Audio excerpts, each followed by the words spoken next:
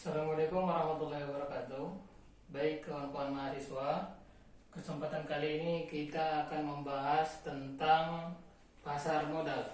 Baik kawan-kawan, untuk pembahasan kali ini pasar modal ini kita banyak yang menyinggung tema ini. Kemananya perbankan, pasar modal ini sangat penting. Ke ekonomi regional, pasar modal ini juga sangat penting, yang dimana pasar modal ini cakupan dari ekonomi makro yang membahas masalah kenegaraan dan secara ilmu ekonomi secara luas. Baik, langsung saja kawan-kawan, pasar modal ini banyak subbagiannya. Yang menyinggung pasar modal itu di dunia secara global itu banyak. Tetapi yang paling sering kita temukan di Indonesia ada dua perusahaan. Yang pertama itu adalah perusahaan sekuritas dan yang kedua adalah perusahaan future. Perusahaan sekuritas ini ditandai dari yang kalau kita ingin mengamati secara cepat, ada namanya di perusahaan-perusahaan di Indonesia ini diawali dengan kata PT, perseroan terbatas. Terserahlah itu pakai nama siapa, pakai A, B, C, D, terserah pakai nama apa saja, tapi di ujungnya itu ada namanya sekuritas. Apabila namanya PT, ABC, sekuritas, apabila di ujungnya ada kata sekuritas, maka perusahaan itu akan bergerak di bidang saham. Dan perusahaan itu bisa memperjualbelikan saham-saham perusahaan lain, yang dimana perusahaan lain itu memiliki yang namanya PT yang di belakangnya ada tulisannya TBK. Apa TBK? Terbuka. Apa yang terbuka? Saham-sahamnya. Apa contohnya? PT Telkomsel TBK, PT Excel Aksiata TBK, PT Semen Padang TBK, dan yang lainnya. Asal ada TBK berarti perusahaan sekuritas ini bisa membeli dan bisa menjual sahamnya kepada yang lain. Nah, yang kedua adalah perusahaan future. Perusahaan future juga begitu. Ada namanya PT, terserah pakai nama apa saja di tengahnya dan diakhiri dengan kata future. Banyak. Trijaya Pritama Future, PT Millennium Future. Apa bedanya sekuritas dengan future ini? Perbedaannya ada di masalah transaksinya dan masalah jual belinya. Kalau di sekuritas ini mereka memperjualbelikan saham, dan saham itu kita ketahui ada fisiknya, ada lembaran-lembaran saham per perusahaan. Kalau sekuritas yang mereka kalau future yang mereka perjualbelikan itu adalah barang-barang yang dimana itu hanya menjual komoditi atau nilainya. Dan mereka itu mencari-cari nasabah. Misalkan begini, ada suatu marketing mendapatkan nasabah dengan meminta supaya berinvestasi di perusahaannya. Dan nanti si investor itu akan membeli barangnya tidak terlihat.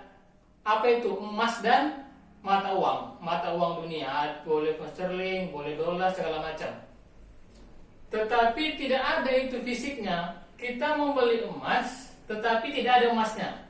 Umpamanya berapa? 1000 gram atau 100 gram emas, 10 juta atau 50 juta. Mana emasnya tidak ada. Kenapa? Karena yang diperjualbelikan itu adalah nilainya. Apabila proses transaksinya seperti itu adalah perusahaan-perusahaan future. Kalau jual beli saham berapa persen saham Anda, itu berarti yang menggerakkannya perusahaan-perusahaan sekuritas. Dan yang keduanya ini di Indonesia adalah perusahaan yang paling banyak untuk kaitannya kepada pasar modal. Baik kawan-kawan, apa sih yang dua ini, pasar modal ini? Sekuritas dan future ini hanya sebatas jembatan kepada investor untuk bertransaksi di pasar modal. Kenapa seperti itu? Karena biasanya investor ini adalah orang-orang yang sibuk, orang-orang yang banyak kegiatan, dan orang-orang yang tidak memahami. Kenapa seperti itu? Untuk bisa masuk ke pasar sekuritas dan pasar ke perusahaan future ini investasinya tidak sedikit. Setidak-tidaknya itu 10 juta paling minimal. Dan itu pun sekarang sulit karena 10 juta itu sangat riskan untuk mendapatkan kerugian. Sekarang sudah orang bermain kalau tidak 50 juta, 100 juta dan ke atas. Dan orang-orang yang mampu menginvestasikan dana segitu banyaknya itu orang-orang yang memiliki kesibukan yang banyak. Tentunya memiliki ekonomi yang sangat mapan. Dan perusahaan sekuritas dan future ini, mereka ini memiliki orang-orang yang bekerja di perusahaan yang namanya pialang. Kalau sering kita dengarkan di TV itu namanya broker. Secara bahasanya resminya adalah pialang. Apa ini pialang ini? Pialang inilah orang-orang yang sebagai perantara. Pokoknya, Pak, Bapak investasi lah Pak, urusan kami berapa? 100 juta. Nanti Bapak akan saya kasih keuntungan. Nanti Bapaknya di saat harga emas rendah, Bapak bisa membeli emas itu. Dengan investasi Bapak 100 juta. 100 juta itu apa? Seolah-olah sudah mendapatkan emas senilai 100 juta. Berapa kilogram itu? Tergantung pasarnya kan begitu. Apabila nanti harga emas itu rendah, Bapak beli. Walaupun pada hakikatnya tidak ada emas yang kita miliki, akan begitu. Nanti apabila harga mata uang itu tinggi, berarti kita jual aja Pak. Seolah-olah kita punya mata uangnya, di saat harga mata uang itu tinggi, kita jual apa kita, kan begitu.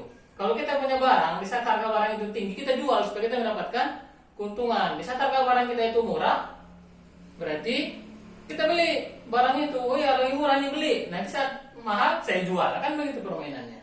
Itulah yang dimainkan sekuritas dengan future. Oke, pialang ini secara resminya orang-orang yang boleh bertransaksi, transaksinya itu online, candlestick, begini dia. Kalau jelaskan begini bentuknya. Ada ekornya dan ada perseginya. Tetapi karena saking banyaknya, kalau kita metakan untuk 1 bulan, 1 tahun itu, ini tak terlihat lagi secara jelas, akan terlihat seperti ini. Karena ini per garis-garis ini sesungguhnya seperti ini dia bentuknya, tapi karena dirapatkan terlalu banyak yang kita lihat, terlihat seperti ini saking banyaknya. Oke, dan orang-orang pialang itu wajib memiliki sertifikat, dan sertifikat itu didapatkan dari Badan Pemeriksa Pasar Modal. Ya, itu sudah didapatkan. Dan pialang ini, walaupun mereka mengetahui dan disekolahkan untuk itu, mereka hanya sebatas boleh menyarankan membeli atau menjual barang atau nilai kepada investor. Keputusan itu semua ada pada investor karena mereka yang memiliki dana. Oke, cukup sekian yang bisa saya jelaskan. Untuk bahan lengkapnya bisa dibaca di buku saya atau di bahan kuliah yang kita.